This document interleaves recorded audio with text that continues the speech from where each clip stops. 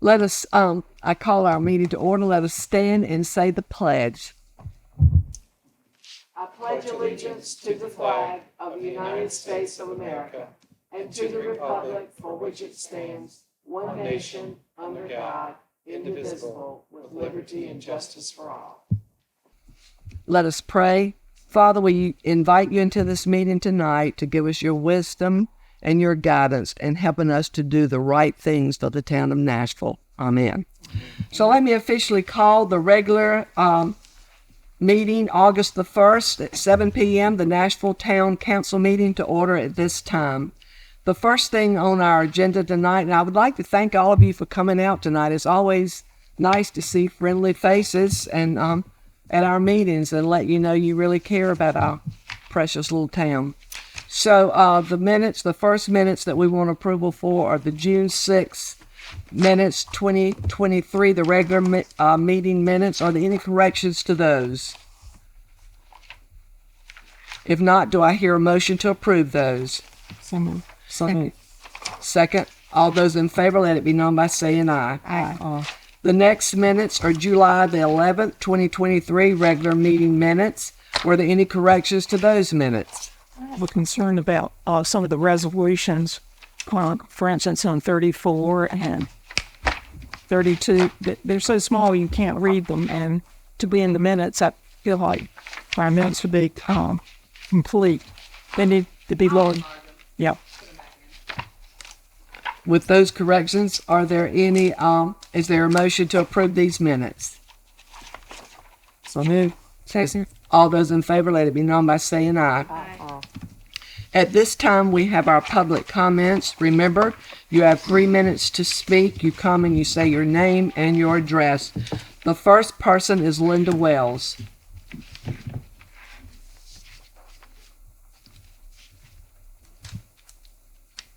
Well, my name is Linda Brantley Wells. I live at 1104 East Washington Street in Nashville.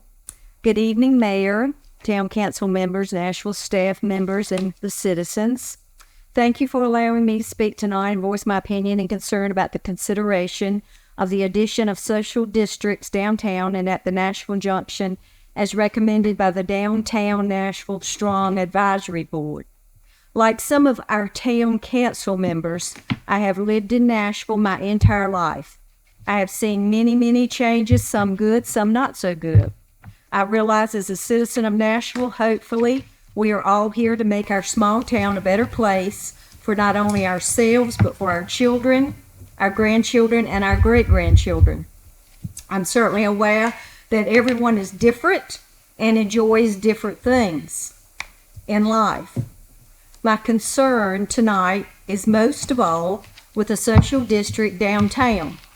Our downtown consists of 2-3 blocks with a very narrow sidewalk.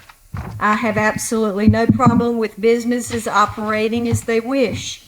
However, open alcohol, in my opinion, should remain inside their businesses unless there's room out front of the business for a table or chair on their property, not on the public sidewalk. Our main street is a very small area and has many businesses that cater to families and children. The Nashville Junction is an entirely different environment and certainly has more space for outside socializing. Main Street is for the public, for everyone. We need to remember that we are a small town. We're not Raleigh, we're not Durham, Wilson, we're not even Rocky Mount. I'm not against anyone doing or participating in what they choose.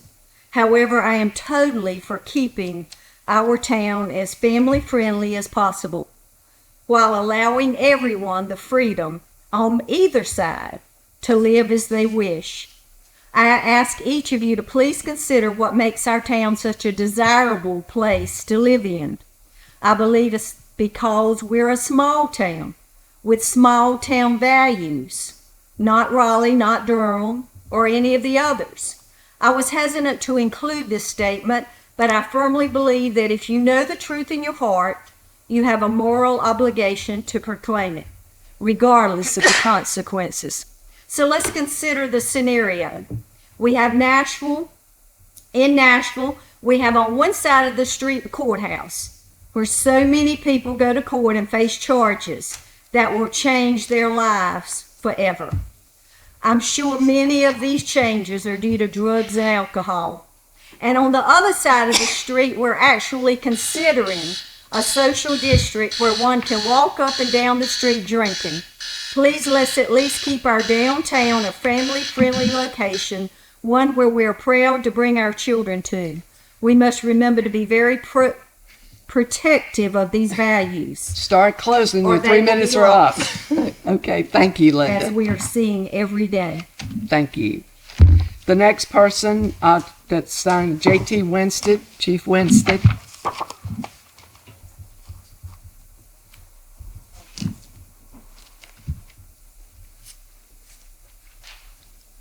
How y'all this evening? Good, thanks. It was last minute, so I asked Mr. Lanston if I could speak just during these 3 minutes. Just wanted to bring some awareness to the council members. On June the 6th, 2023, y'all approved the new fiscal year budget, and then it was a raise for all public safety employees. Since then, June the 19th, which was the Monday, a week later, I had 4 officers knock on my door 8:30 in the morning and hand me 4 resignations, stating they are going to other places for way more money. Yesterday morning at 8 a.m., I had a 5th officer bring me another resignation. So that's 5 officers in less than, more or less 30 days for financial reasons. When I asked them why they were leaving, we were fortunate to get some type of pay incentive this year. Other places are paying $8,000 to $10,000 more that are in our area. They don't have to move. There also was that they had no roof from growth. Either you're a police officer or you're a sergeant, and that's where you're at until somebody retires or quits or whatever else. So, just as far as growth, there's no growth in the police department. They want to get promoted. They're young officers, and they all have families at this point in time, so they're trying to do what's best for their family. Another one that was brought to my attention this morning from the officer that turned in his resignation yesterday was that recently he just had a child with 3 other people that had a child. And we had a thing in our employee handbook that after you met your insurance deductible, you were able to get some type of reimbursement back. And him and his wife were looking forward to that, apparently, along with the other 2 individuals that had children in the past month. And now that has been removed from our policy handbook that was there when they became employees of the town. So that's just some of their concerns that they wanted me to address to y'all and make y'all aware of it. So I felt like it was my job to voice their concerns to y'all. So thank y'all. Thank you for sharing, and I hate to see them leave, but I certainly understand, that they want to provide for their families.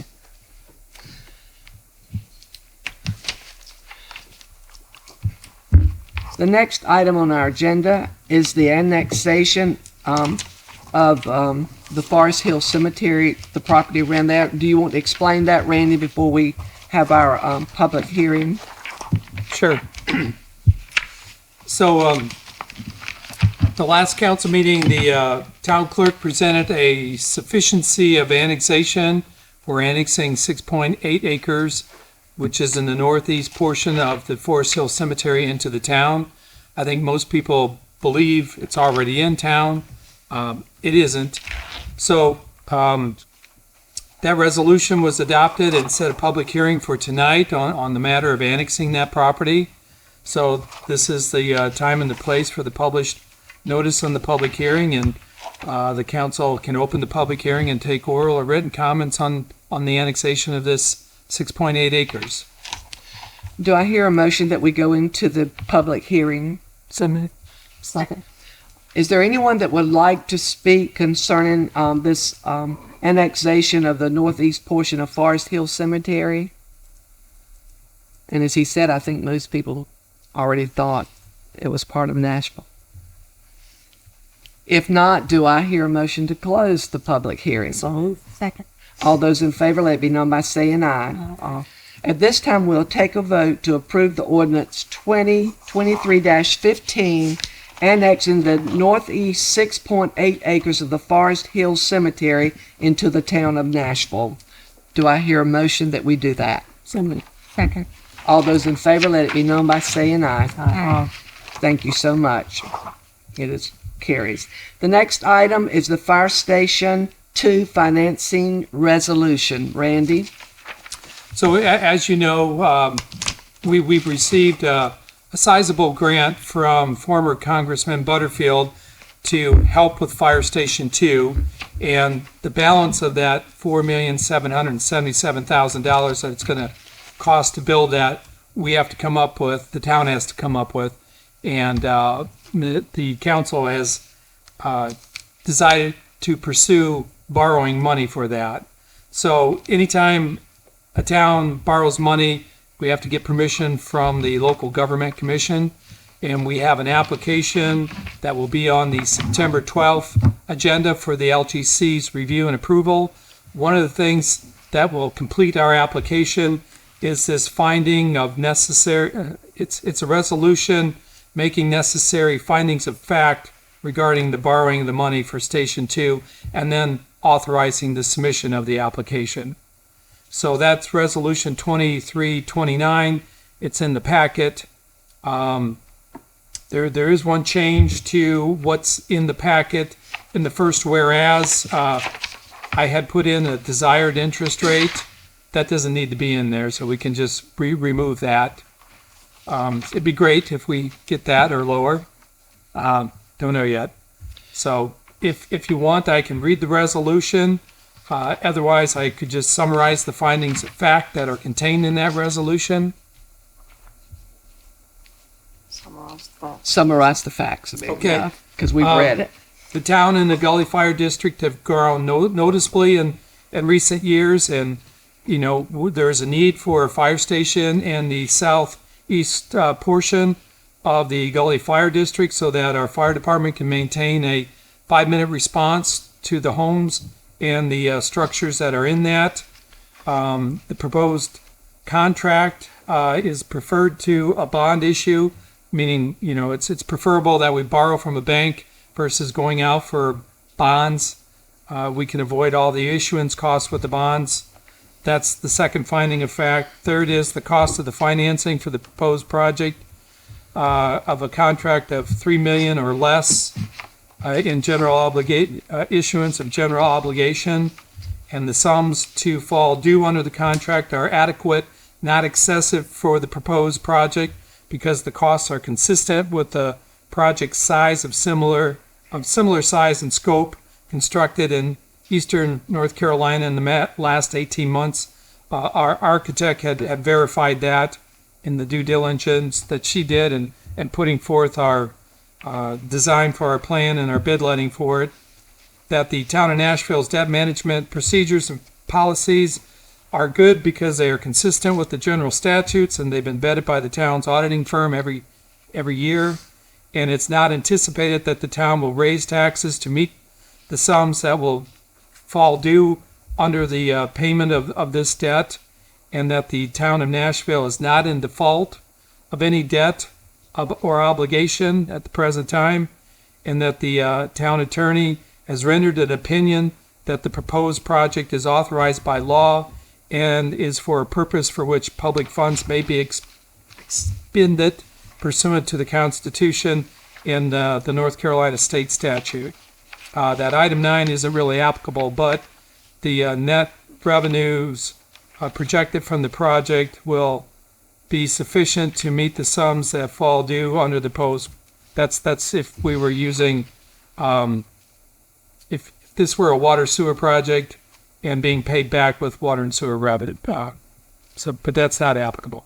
Those are the findings of fact that are contained in this resolution, and they must be stated by the council and verified in a resolution for the LGC.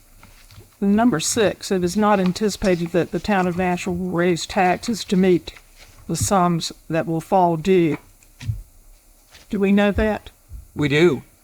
Yeah. I mean, we actually have to put that in our land lease agreement. That was one of the changes that the LGC is requiring, that this debt that we're going to undertake will not increase the town's tax asking of its citizens going forward. Any other questions?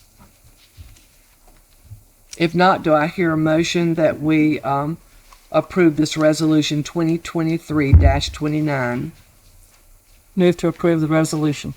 Is there a second? Second. All those in favor, let it be known by saying aye. Thank you very much. The next item on our agenda is the sale of cemetery land adjacent to 208 Cedar Street.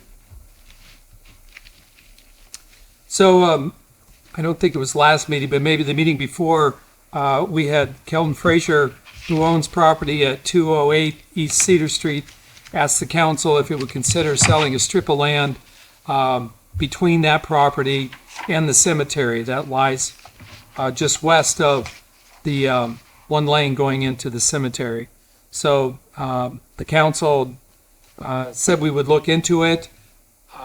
Staff has taken a look at that, and we have come to the conclusion that the land is actually used quite a bit for spillover parking for burials on that end of the cemetery, and that it's also used during the Blooming Fest parade lineup, and the town uses it from time to time when we have our large dump trucks go in and out of the cemetery to get dirt. Their drive is wider than the drive that's there, so they spill over a little bit. For those reasons, the staff is not recommending the sale of this land. I believe we probably do have somebody here this evening that made the request that would like to come forth. Kevin.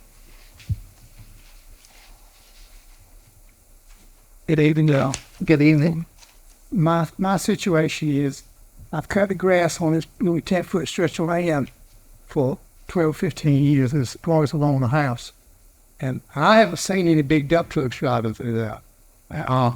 Not saying that it isn't some. Hold on. I just feel some urgency to see about getting the property if I could. That's all. Thank you. Any comments from the council? The town staff is recommended to decline the selling of the land between the cemetery's west driveway and 208 Cedar Street. Do I hear a motion to approve what they've suggested or anything other than that? Well, I think if the land is actually being used for parking, for spillover parking for the burials and for Blooming Festival, I think we do need to keep it with the town of Nashville. So I'll make the motion that we retain the property and do not sell. Second. All those in favor, let it be known by saying aye. Aye. Motion carries. The next item on our agenda is the Community Banner Program. Sherry? Good evening, Mayor, Town Council. So I'm coming before you tonight on behalf of the Downtown Nashville Strong Advisory Board. So this is our final year, or year 3 of the Banner Initiative program that we were in agreement with.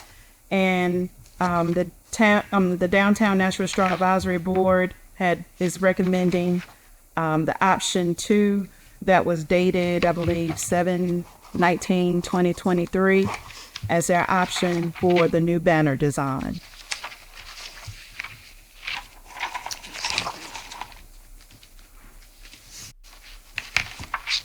And so you're asking the council, to approve the Downtown Strong Advisory Board's recommended banner design for 2023, option number 2, dated 7/19/2023. Do I hear a motion?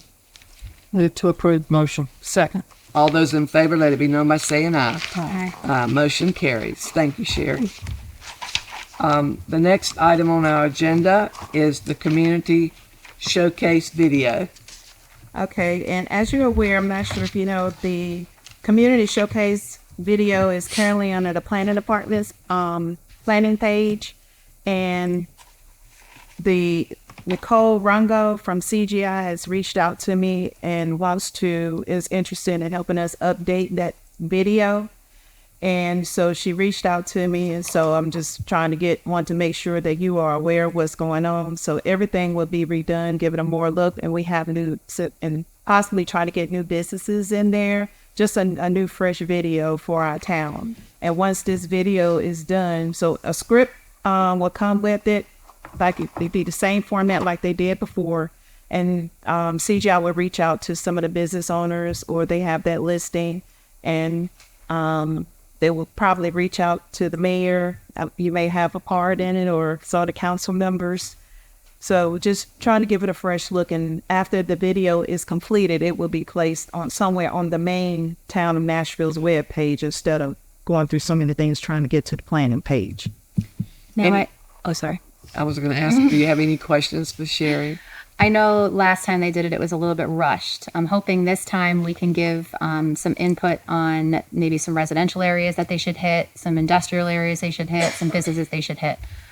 Because while I love the video, I feel like there's a couple that I would take out and a couple that I would definitely showcase. Okay. And if you have any ideas or recommendations, feel free to email them to me. Okay. And will they have a list of where they're planning on going, so we can say something like, no, maybe don't go there, yes, go there? I can communicate with CGI to let them know. Okay, and I'll send you my list. Thank you. Okay. That'd be great. So do I hear a motion to approve the agreement with CGI Communications for the video showcase program for the town of Nashville? Is there a second?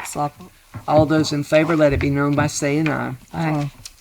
The next item on our agenda is the social media policy, and I'll let our town clerk talk to us about that, since she learned about this while she was in school, that we needed one. So when I was in clerk school in the last session, we were going over social media, different policies that everybody has, and every town has Facebook mostly, and the importance of having a social media public comment policy, that on social media you can pin different resolutions or ordinances or stuff, and they stay up there all the time. So it's just to let the public know what our policy is for their comments. And it's just something we covered in class. I realized that I didn't see one. I found one for like an employee for what we would say on our personal Facebook page, but not for what the people posting on the town's page would say.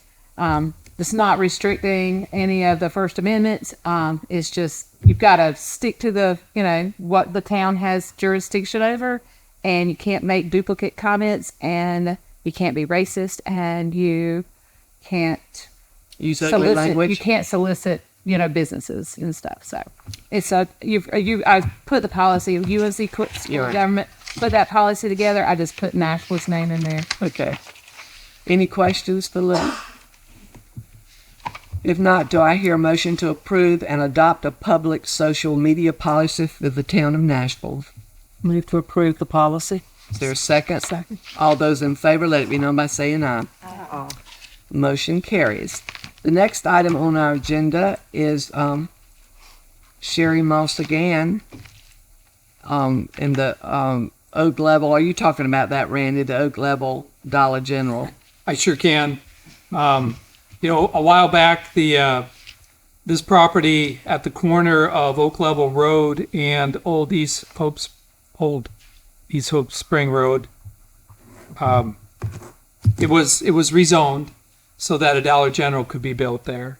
And while it's not in town limits at the present time, it's in the ETJ in our jurisdictional area. So that's why it came before the town council.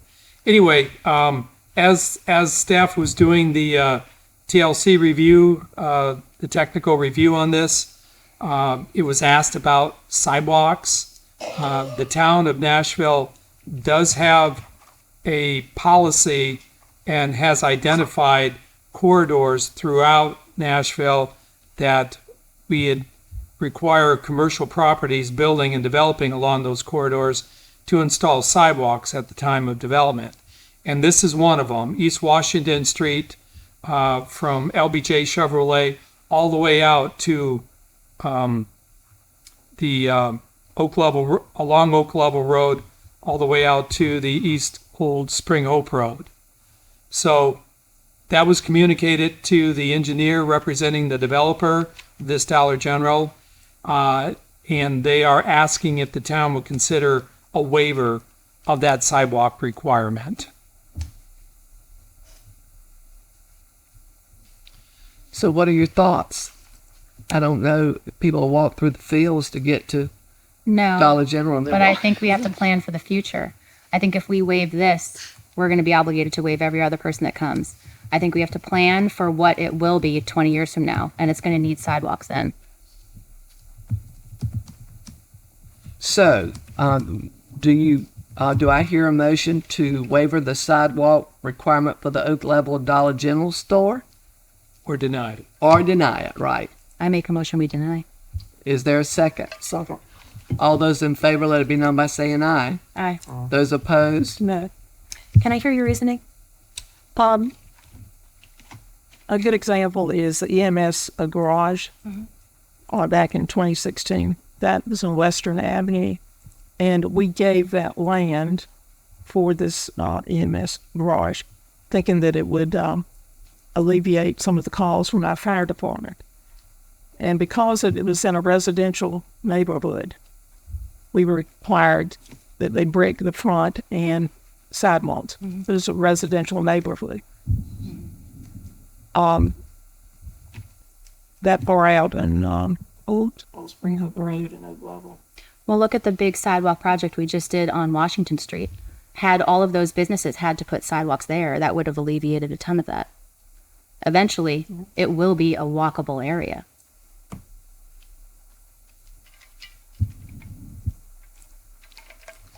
I think when the property was rezoned for this purpose, I personally was not in favor of that, but when it was rezoned for this purpose, we opened the door for commercial development along that corridor, so it makes sense to me that we would want to continue to. And it also is currently still supposed to be residential on either side of it. So if it stands to do residential on Western, I think it stands to do residential required and residential there. So it was denied, so put that in the next item on our agenda is the social district, which is 6. Randy? Sure. Thank you, Mayor. So the Downtown Nashville Advisory Board met July 24th, and one of the things they talked about and discussed was creating a social district for downtown and the Nashville Junction. And in the packet, I put the state statute that authorizes a local unit of government to create social district. It's NC General Statute 18B-300.1, and it defines in there what a social district is. It's a designated area created by local ordinance where a retail ABC license holder can sell alcohol, and it can leave the premises and go within that district. Now, any of the businesses that or establishments that are contained in that district, it's their choice whether they want to participate and allow open alcohol to come into their establishment or not. And if a social district gets created, all the shops and businesses downtown will have to make a determination if they don't want it. If the district is created, they just post on their door or somewhere on the front that no alcohol beyond this point, or something to that effect. So the Downtown Strong Advisory Board is recommending the town pursue establishing 2 social districts, one for downtown and one for the Nashville Junction. If the council is agreeable to that, staff will get started by scheduling a kickoff meeting with the property owners and the stakeholders in those areas, so that it can be communicated as to what a social district is, what it will allow, what's needed to establish one, and the process for creating it. It's not a complicated process to create one, but there is a process that has to be followed per that state statute. When I was reading this prior to our meeting, is there a time? I mean, can you not have it during the day? Or I was just wondering You can put whatever times on it you want. So they had chosen 11 a.m. to 11 p.m., Yes. which I sort of see for the junction because they're going to have lunch type of things there. The farmers market happens, earlier on. But I had a concern about times too, where like if you want an evening time nightlife type of thing, that's different. Because the people at the junction, I feel like, will stay at the junction. Right, if it's something's going self-contained. there. It's self-contained. But I certainly would not want people wandering up and down downtown, you know. Right. I mean, I can see it at the junction because you're walking out to the farmer's Right. market. And I think because of just the nature of it, it is self-contained. It makes sense Right. to me at the junction. I think the thought was we didn't want to exclude downtown if there was an interest of business owners there. But obviously that kickoff hasn't even occurred where people would give their buy-in and things like that. So what is your thoughts on approving, him to, sort of research, get some opinions? Just what are your thoughts, council?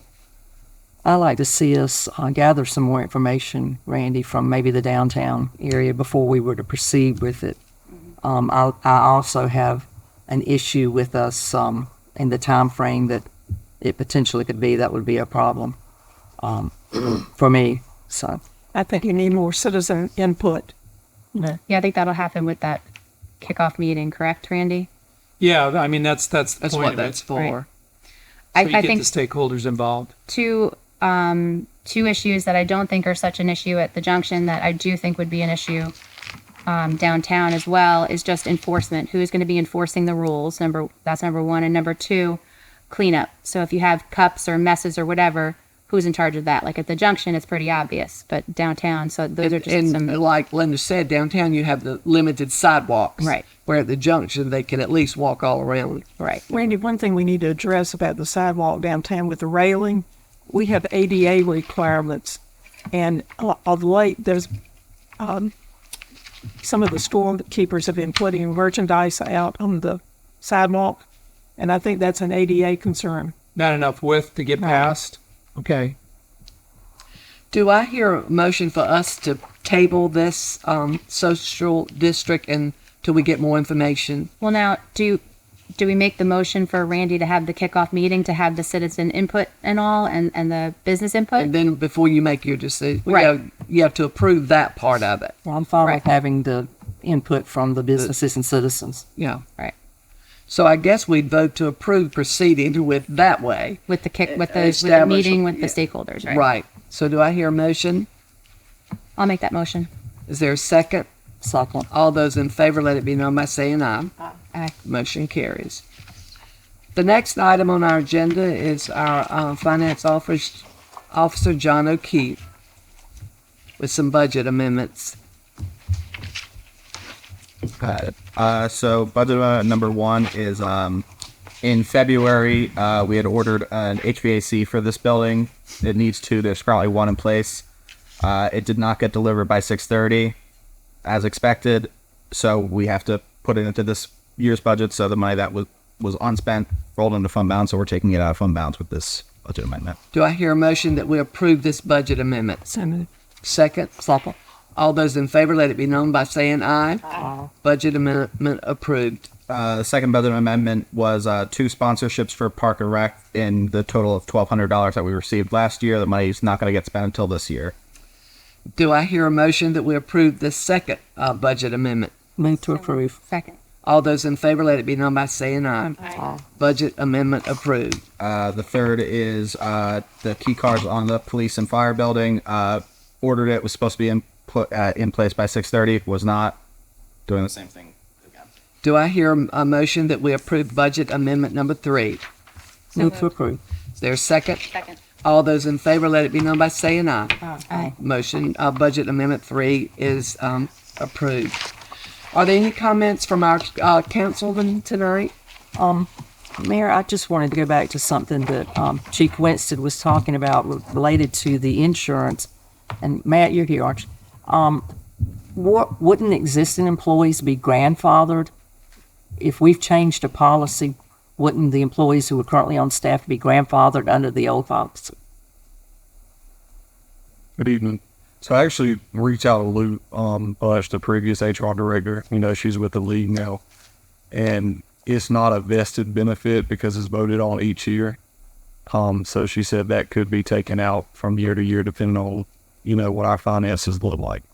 Well, I know that the experience that I've had in local government that typically if you had employees who were under an existing policy, the council would have at least the authority to say that they might be grandfathered.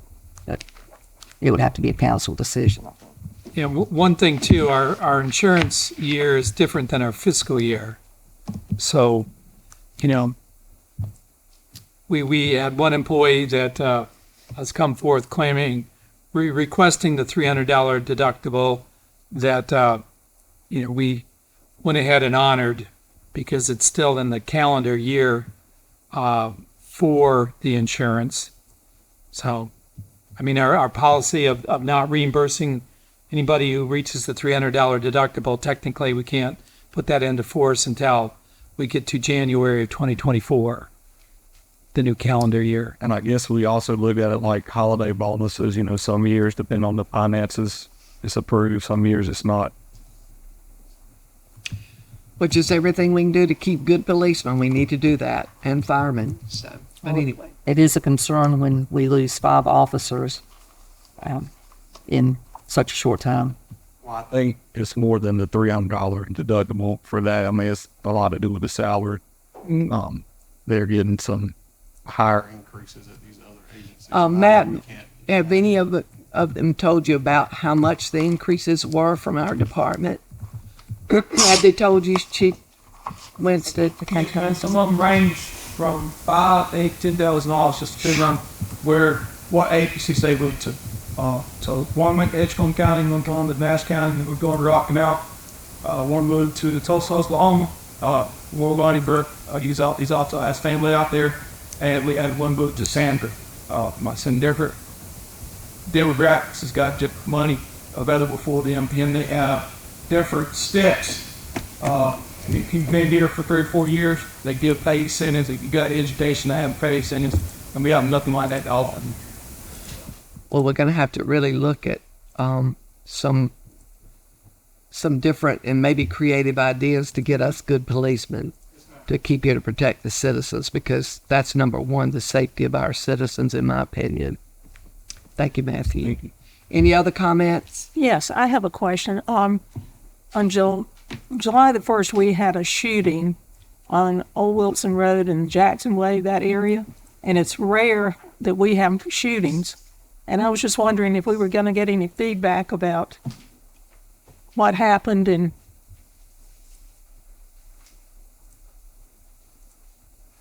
there was a incident on Old Wilson Road.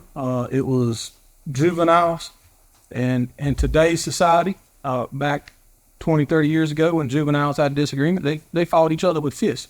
And now they point guns and shoot each other because our society has deemed that they don't know how to talk to people because all they do is text and watch video games. So there was no danger to the crowd or the residents in the area. It was an isolated incident. It had nothing to do with the high school party that was there. These kids came from somewhere else and came to a residence to deal with something else. So once we got the information, I pushed the information out to y'all that I had, and I also did a press release. So, and then I addressed it in other areas. But the one incident that was going on had nothing to do with this incident. Like I said, it was an isolated situation. And just in today's world, the juveniles, 5 years ago, North Carolina made a statute that we can no longer charge 16-year-olds as adults. So it's hard that when we catch these kids and they're 15, 16 years old, we can't charge them anymore like we used to could when they were. And now they're 18. So when we called them, we literally, the guys were dealing with one incident, and this occurred. They were on scene. A small chase occurred from Old Wilson Road to East Old Spring Up Road, and we got all suspects in custody. Bad thing is, one person was 16 driving, and everybody else was 14 and 15. So then we had to go find everybody's mom and daddy, and then they're mad, the kids are mad, and we got to get the story out of everybody. So it was just a whole lot of beating heads together trying to get them to tell us their names and addresses and stuff, because they know that we can't do so much to them. And then we had to fill out juvenile petitions, and they either go to Raleigh or Pitt County to juvenile detention center. So that's where we're at on that. so they were not attracted to the party. No, ma'am. What's the condition of the person who was shot? As far as I know, he was released. after he took a bullet to the upper shoulder, and after a couple of days, he was released from Vidit. No, not Pitt. I'm sorry. So Vidit, field released from Vidit and back home. All of them from Edgecombe County. So, side note, Sheriff Atkins was a mentor to two of these kids that were involved, and he called to check on them, and he was highly upset, and then he reached out to their parents once he found out about it when we reached out, and he's taken some steps to hopefully invest in the juveniles' rehabilitation and be a positive society member. That's what we're hoping for. So, Thank you so much Yes, ma'am. for letting us know. Any other comments? I just want to thank the public for coming out and giving your opinions. We always appreciate it. So thank you. We certainly do. Randy, did you have anything else tonight? Broke ground today on the Junction parking lot. If you drove by there, you saw a bulldozer pushing dirt. So that project is underway. We're having a meeting tomorrow morning at 10 o'clock with the contractor and the engineer, mostly to find out what it means for parking for the Junction, or I'm sorry, the farmer's market come Friday. Hopefully we have some place for people to park, and the contractors assured us that there will be, but still want to have a meeting with them about that. And again, I'd like to echo, thank you so much for coming out. Nashville is a great town, and it's great because of people like you. So keep coming, keep letting us know how we can serve you and help you, because that's what our heart's desire is. But thank you again for coming out. Do I hear a motion that we adjourn at this time? Second. All those in favor, let it be known by saying aye. Aye. Meeting is adjourned.